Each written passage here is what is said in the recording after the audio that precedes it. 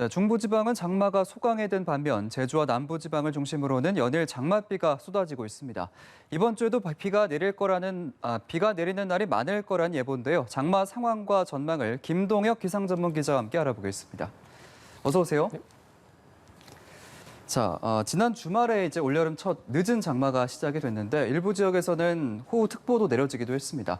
일단 지금까지 얼마나 많은 비가 내렸습니까? 네, 말씀해 주신 대로 지난 주말부터 이제 올여름에 장마가 시작이 됐죠. 그래서 제주를 포함해서 남부와 중부지방 전국적으로 동시에 이제 7월 장마가 시작되게 됐습니다.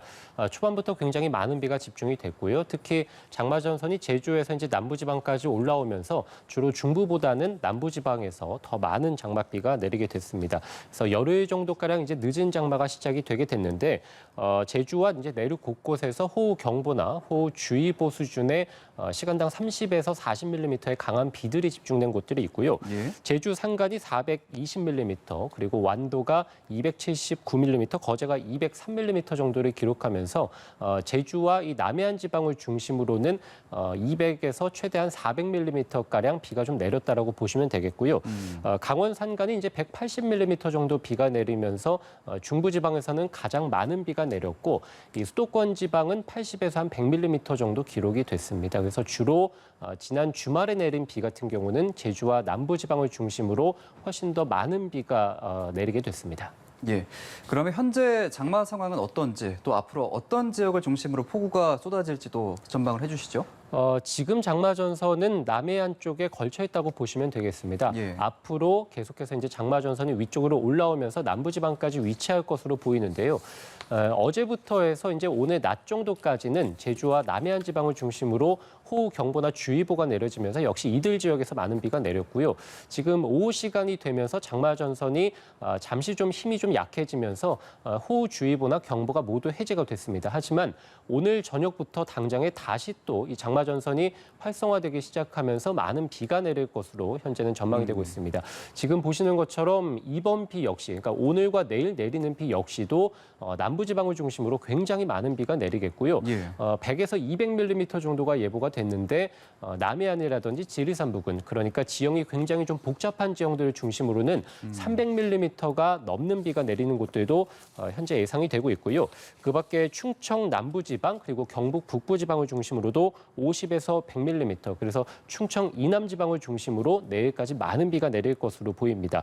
그 밖에 제주도 산간지방은 30에서 80mm, 제주 내륙은 5에서 20mm, 그리고 내일은 강원 남부지방을 중심으로도 비가 조금 내릴 텐데요. 최대한 20mm 정도니까 말씀드린 대로 오늘 내일은 주로 이제 남부지방 중심으로 굉장히 강한 비가 집중된다. 특히 시간당 50에서 많게는 80mm까지입니다. 지난 주말이 많은 비가 내리면서 피해도 있었는데 시간당 30mm 정도였거든요.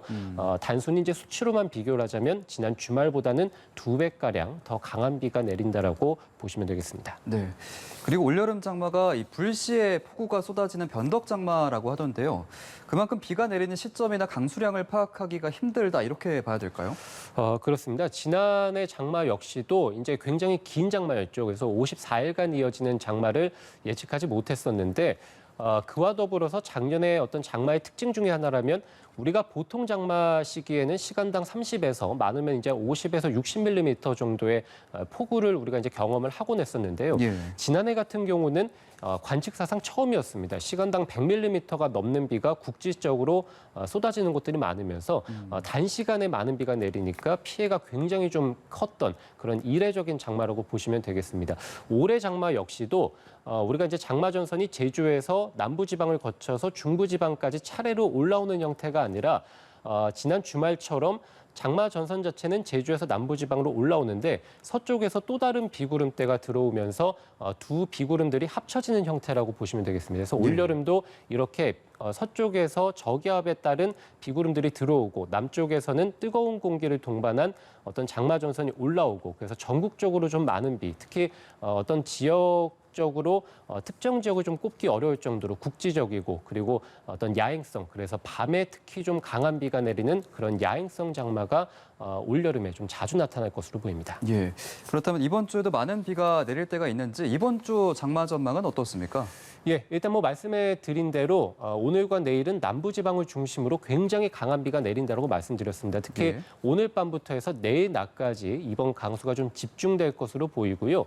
계속해서 이 장마 전선이 남부지방에 위치하면서 수요일까지는 물론 이제 전국적으로 수요일에도 비가 좀 내릴 것으로 보입니다만 주로 이제 충청 이남지방을 중심으로 해서 수요일까지는 비가 내린다라고 생각하시면 될 것 같습니다. 이후 장마 전선이 더 올라가서 주 후반, 그러니까 목요일과 금요일에는 전국 대부분 지역에서 굉장히 또 많은 비, 특히 이제 지금 비 같은 경우는 오늘 내일은 남부지방이었다면 목요일과 금요일은 이 중부지방을 중심으로 또 한 차례 많은 비가 내릴 가능성이 있겠고요.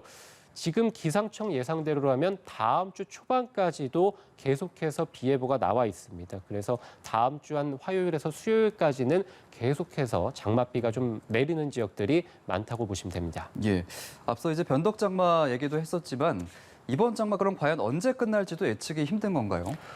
그렇습니다. 작년에도 조금 전에도 말씀드렸다시피 작년 장마가 사실 6월 24일에 시작했습니다. 그러니까 예년과 비슷한 수준으로 시작을 했는데 8월 16일에 끝났습니다. 그래서 50일가량 장마가 지속될 것이다라고 예측을 하지 좀 못했던 경우들이 있고, 그래서 이 장마 같은 경우는 사실 시작도 마찬가지입니다만 끝이 언제 끝날지, 그러니까 종료 시점도 예상하기는 좀 어려운 면이 있고요. 예. 특히 최근에 한반도가 속해 있는 중위도 지역의 날씨를 좀 본다면 미국 서부 지역, 특히 캐나다 서부 지역 같은 경우는 최근에 폭염으로 인해서 700명 이상이 돌연사할 정도로 굉장여 좀 폭염이 극심한 상황이고요. 예. 한반도의 서쪽 지역이죠. 동유럽이라든지 러시아 지역 같은 경우도 역시 마찬가지로 굉장히 좀 심한 폭염, 100여 년 만에 더위에 좀 시달리고 있는 상황입니다. 그러니까 중위도 지역의 대부분들이 현재 좀 이상 기류를 겪고 있다. 특히 이제 한반도를 중심으로 동아시아를 중심으로 본다면 서쪽과 동쪽은 굉장히 뜨거운 공기가 많이 부풀어 있는 상황이고,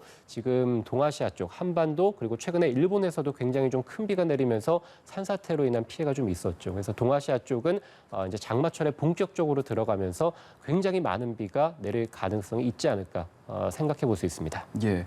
말씀해 주신 것처럼 이번 장마 초반부터 남부지방을 중심으로 많은 비가 내려서 피해가 발생하기도 했는데 마지막으로 시청자분들께 주의해야 될 점도 설명을 해주시죠. 부산에 이제 최근에 강풍으로 인해서 아파트에 뭐 유리창이 깨진다든지 또는 빗길에 버스가 전복되는 그런 사고들이 있었고요.